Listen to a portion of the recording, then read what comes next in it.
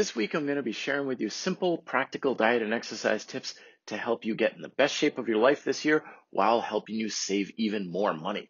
Hello there, my name is Matt Schifferly. I'm the author of books like Fitness Independence and Smart Bodyweight Training. This is the Red Delta Project podcast, where we talk about ideas like getting bigger and stronger with grind-style calisthenics and how to be lean, healthy, and fit with satisfying healthy eating strategies. So this is the time of year where everybody's trying to sell you stuff in the name of fitness, diet programs and gym memberships and gadgets. And it's this whole idea that if you want to accomplish something in your life, then you've got to spend a lot of money in order to do it. It's part of our consumerist culture. But I'm actually here to tell you that it's actually more beneficial to go the other way, to decrease the cost of your health and fitness as much as possible, maybe even putting money back in your pocket. And the reason why this works so well is due to the natural process that is the path of least resistance. Path of least resistance is a natural principle, of which natural principles are what actually govern your health and fitness. And the path of least resistance simply states that anytime you can remove obstacles and friction between where you are now and the objective you want to reach, the easier it is going to be to not only reach that objective, but also maintain it. And that's what we're talking about today, is decrease the cost of your fitness habits so that they're easier to practice over the long term, while at the same time increasing the benefit that you get from them. It's a 1-2 punch that will set you up for much better success versus spending too much and maxing out your credit card. So how can we do this? Let's talk practical application. Well, the first thing to do, and this may sound a little weird, is stop working out. I know, it's kind of strange, but working out is actually the opposite of what you want to do if you really want to make this health and fitness thing stick. Because what working out is, in my mind, is what I mean by working out, is doing some sort of physical activity purely for the sake of trying to stimulate a physical change later on, burning calories to lose weight, making a muscle work to get bigger and stronger, and so on. It's okay, but it's usually very expensive to do this because you need a gym, you need equipment, you need fancy programs. You also kind of need to wedge this habit of working out into your life, which is usually pretty busy as it is. So you're kind of busy, you've got everything going on, and then you have to say, okay, life, time out, everything stop, I got to go do my workout. And then you get done with your workout and you're like, okay, time in, and then you go back on with your life. Instead, these strategies are not about working out. They're about being physically active for other reasons in addition to making your body work hard, burning calories, and building strength. This way, we can have more of a lifestyle exercise integration rather than something like a work-life balance sort of approach. So how can you do this? Well, simple. Number one is to have an active commute. Active commuting means that you're being physically active to get from point A to point B on a daily basis, be it school, work, or just going to the store. And this works very well, largely due to volume. And we all have to get somewhere every single day. So being physically active means that you're getting physical activity for about half an hour to an hour every single day like clockwork. That's a lot more beneficial than going to the gym and getting on the treadmill for 20 minutes once or twice a week. Plus, you're getting the benefit of actually going somewhere, of moving through space. You're in your community, you're saying hi to people, you get the sunshine on your face and the wind in your hair. You're doing something that's bringing you immediate gratification, which is super important for your motivation. Because the human beings, we do not work very well for just long-term payouts. We want to have an immediate payout. And of course, getting from point A to point B is such a case of immediate gratification. Now, some of you may say, but I can't ride my bike 30 miles to work every single day, or I'm walking, but it's 10 miles. I can't do that. That's where you have a partially active commute. This is used a lot in particularly urban areas where people will walk to the train station or ride their bike to the bus depot. So even if you're not being active all the way, you're still active part of the way, and that still adds up a whole lot. And keep in mind, it doesn't matter why you're active. A calorie burned is a calorie burned. It doesn't matter why you're burning it. It doesn't have to be exercise. As long as you're being physically active, it still counts. So that's an active commute. Second one is to have an active job. This may not work in alignment for everybody, but if you're looking to do some extra work, making a little bit of extra money, particularly if you're a student, looking for some part-time work or summertime work, have a physically active job. This is what I did all through high school and college myself. I was a stock boy for Coca-Cola, always lifting and moving around heavy pallets of soda pop. I was a car washer. I worked landscaping. I did all this sort of thing.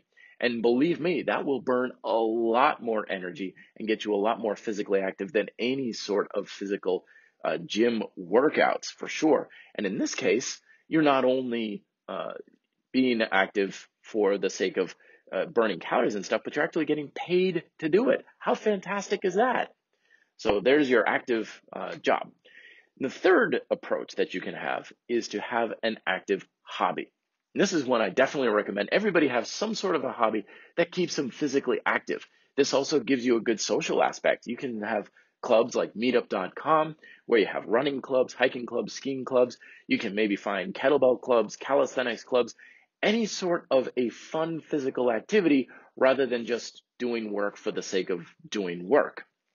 That's the approach to having social interaction. Keep in mind that a lot of people hire personal trainers like myself for the social aspect.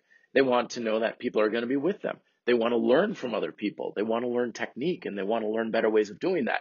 Clubs can give you the exact same benefit from multiple people rather than having just one personal trainer that charges like $100 an hour or so on.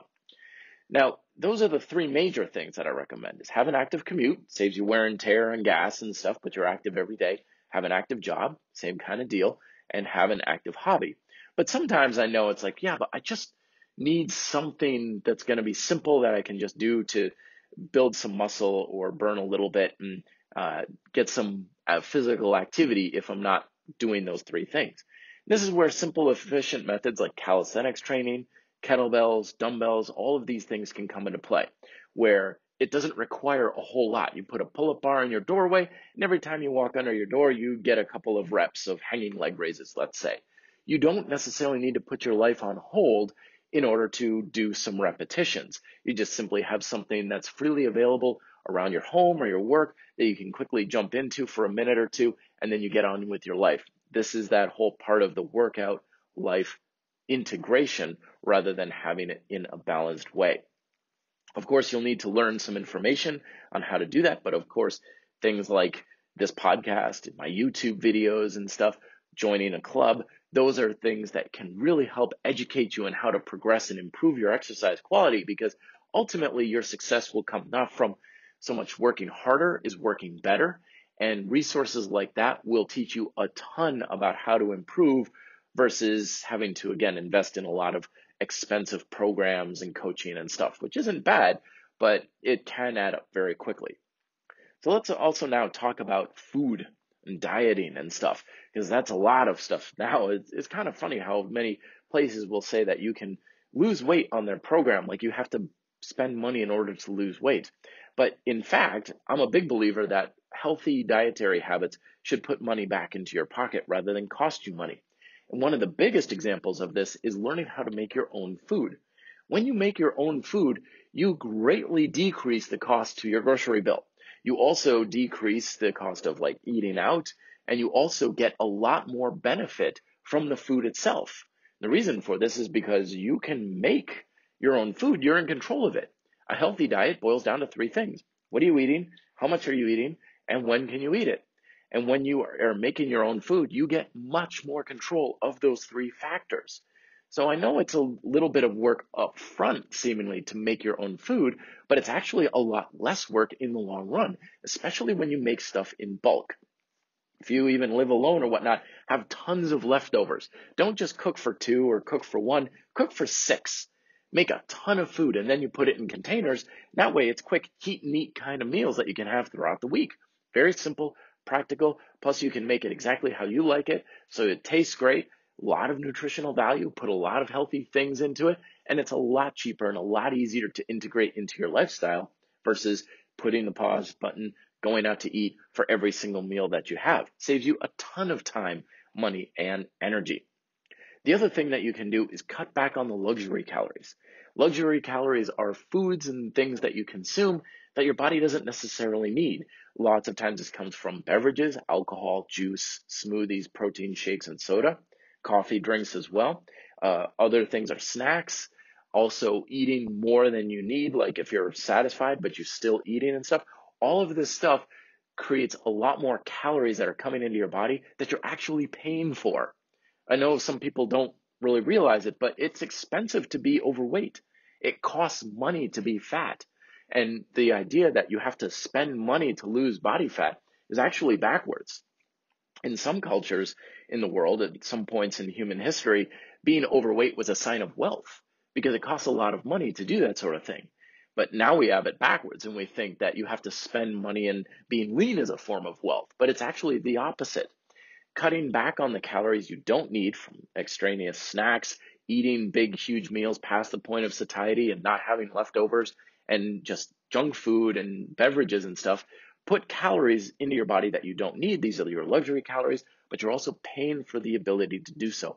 So cut back on those luxury calories, cut back on the grocery bill, and you're going to save a ton in the process. Now, of course, these approaches to saving money, they don't necessarily mean that you have to be cheap in order to be successful with health and fitness.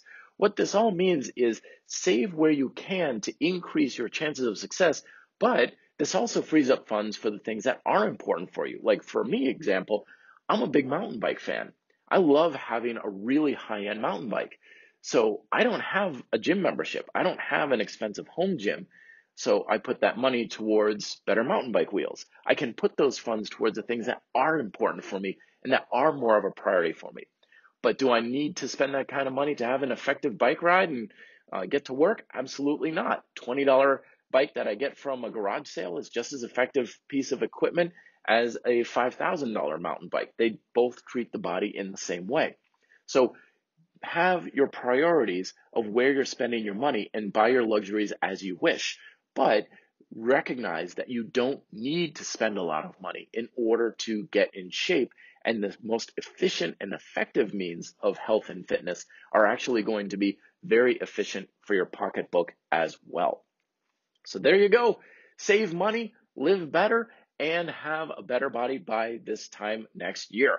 Let me know if you have any questions down in the comment section here. If you're listening to this on YouTube, please give it a thumbs up. And if you're new here, please do subscribe for the weekly podcast as well as other videos I come out with every single week. If you're listening to this on the other podcast channels like Apple, Google Play, and Stitcher, I really appreciate it if you drop by with a quick little starred review, written reviews. I'd love to hear what you're thinking about it. And of course, you can also leave comments, questions, and podcast requests down below as well. Thank you again very much for listening, and I'll talk to you guys next week. Till then, be fit, live free.